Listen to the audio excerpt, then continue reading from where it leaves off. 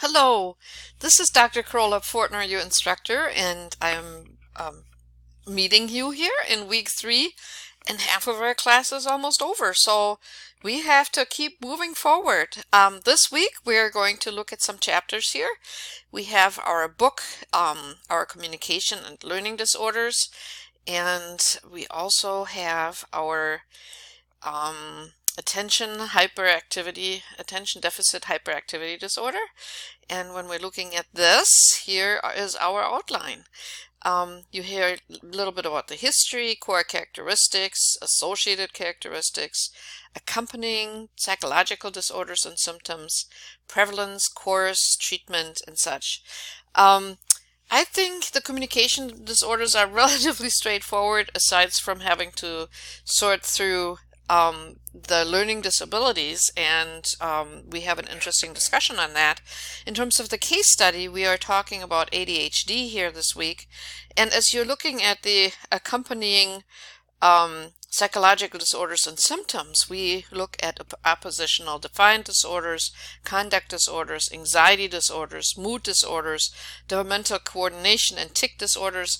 And the truth is, like when you're working with children, having a child that is moving around a lot and can't concentrate certainly is a hallmark of just about any kind of disorder that a child can experience in a mental health realm.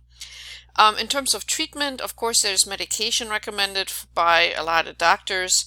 There's a lot of parent help available, educational intervention, and the APA has actually a really nice resource on how to work with children where maybe the parents don't desire to have any kind of medical involvement.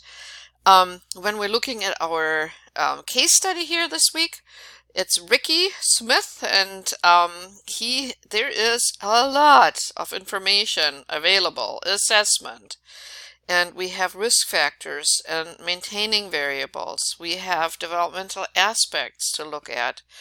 We have treatment perspectives, and as you can see in the end, we have those discussion questions that we have to post in our class this week. So let's take a look at where we're going to do that.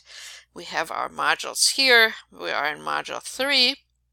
And again, I put some resources up there for you that you can find also in, that I also put up into the announcements here. I focused a little bit more on the developmental language disorders as well as learning disabilities in children. And some of the PowerPoints, I always find those are a good way to get a lay of the land before you get lost in the details in the book and the cases. So I find that helpful. So here are the resources. When we're looking at some of the tasks here, we have the discussion that we've mentioned. And by the way, I did put a copy of that article that's recommended into the discussion. I think it's the second post. And so you have a PDF of that there if you're interested. Then we have the case study.